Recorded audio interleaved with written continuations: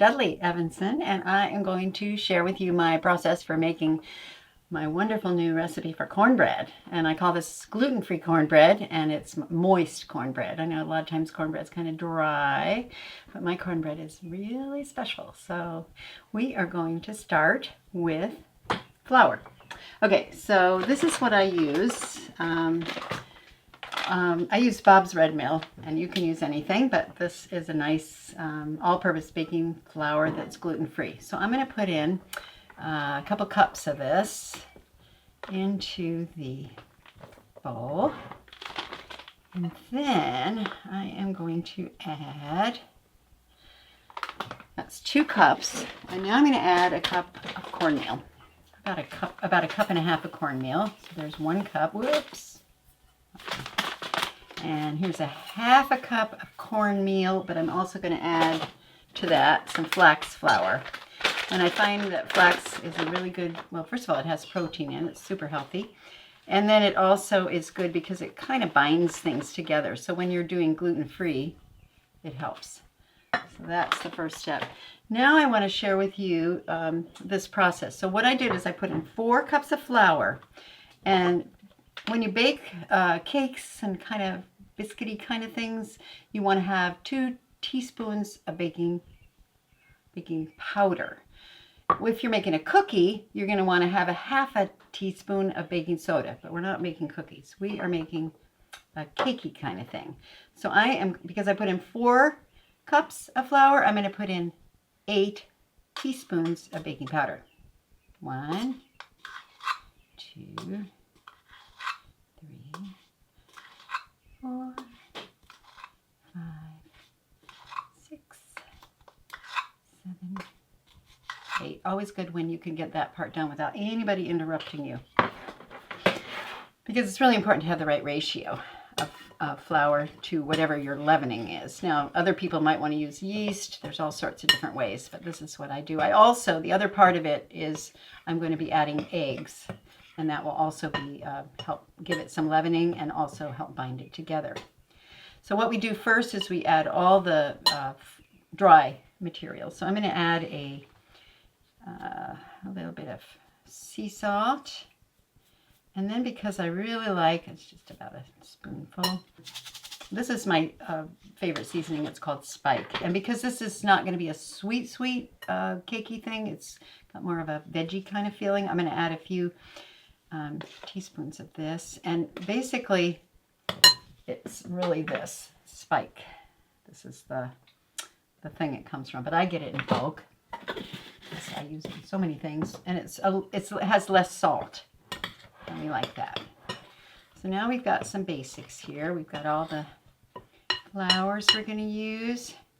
Now the next thing I'm going to do is I'm going to go ahead and break up the eggs, and I'm going to get them squared away. And I use free range organic Happy Chicken eggs. I get them at the co-op. I really recommend as much as you can to use organic, non-GMO, and happy animals. So that's super important because what is coming into our bodies is going to make who we are. So we want the happy animal. If we're eating any animal products at all, milk or meat, eggs, that kind of thing, we want it to come from a happy creature.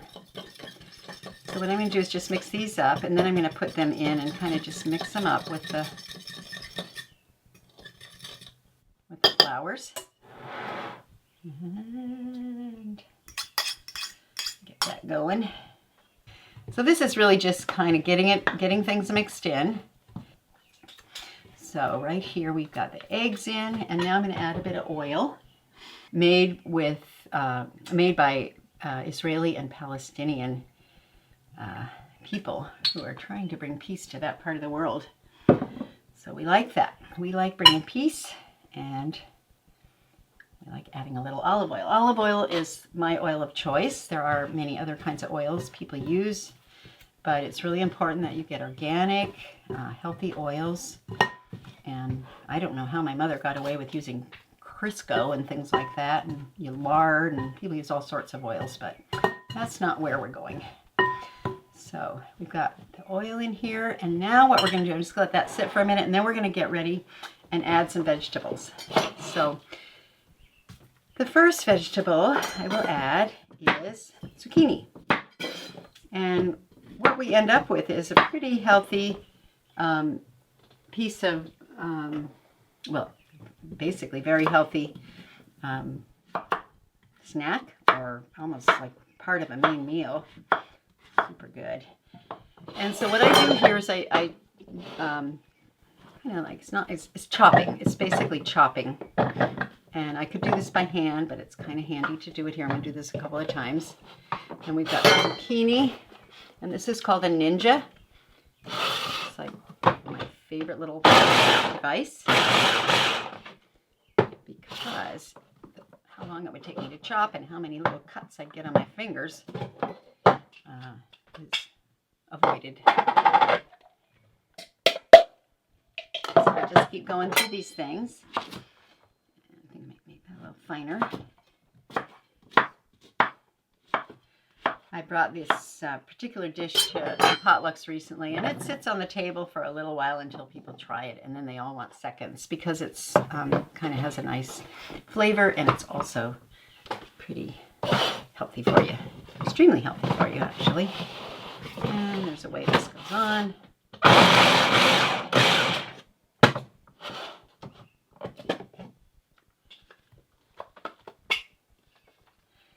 So I find that it's easier to get the vegetables mixed in when the flour is still kind of dry. Once I get then I'm going to add some more liquids later. You will be able to go to my blog if you want and get the exact recipe, or as exact as possible. As I said, I'm not the best recipe person. Okay, so next thing is carrots. We're going to put in carrots. The more colorful something is, the better. I don't know, it seems like it's just almost a little healthier for you. So I'm going to go ahead and put in a few carrots, and I did wash them already. So we'll get these in and then continue with the process. And put those in. And this is all going to get cooked in the oven.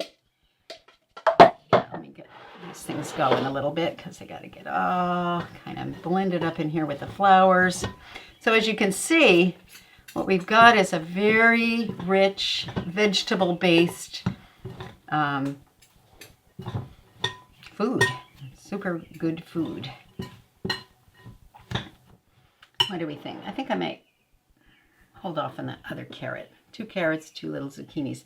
But now what I'm going to do is put some of this pepper in, and that kind of makes it real special, because again, what's going to happen is everything will get cooked up, but for some reason, because the peppers have so much moisture in them, it helps also to keep this cornbread very moist.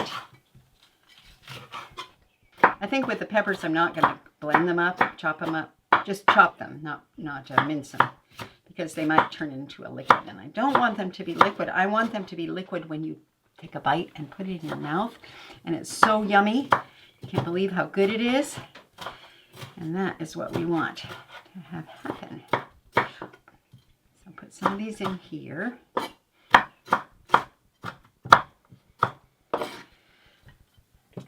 And salt is good for us, actually. I think in our modern American diet, we eat way too much salt. But I don't want, I think it's important to have salt in I know it's important to have a salt in our diet. So there's this. Now let's just get these mixed up a little bit. But what I'm going to do now is I'm going to add some almond milk. Actually, I think I'm also going to add a little bit of maple syrup, because it'll be a little bit more yummy. You don't have to have much. And again, I never use sugar, but a little maple syrup or a little honey is good. Now, if I were making it as more of a sweet food, I would probably add more, but this is just to give it a little nice taste. And how's that look? That look good?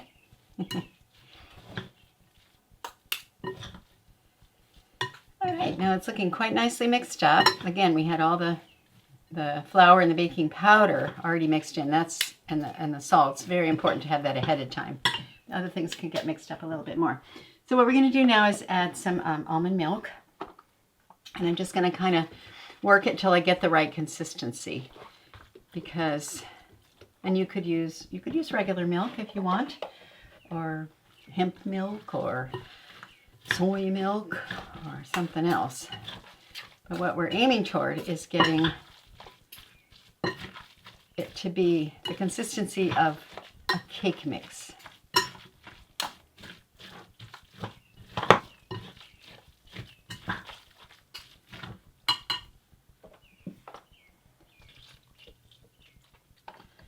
And then we should be ready to get it going in the oven. I have the oven preheated to 350 degrees. It's getting a little warm in here. And I'm just getting this to be kind of not runny or anything, but just a bit. I think this is feeling about right.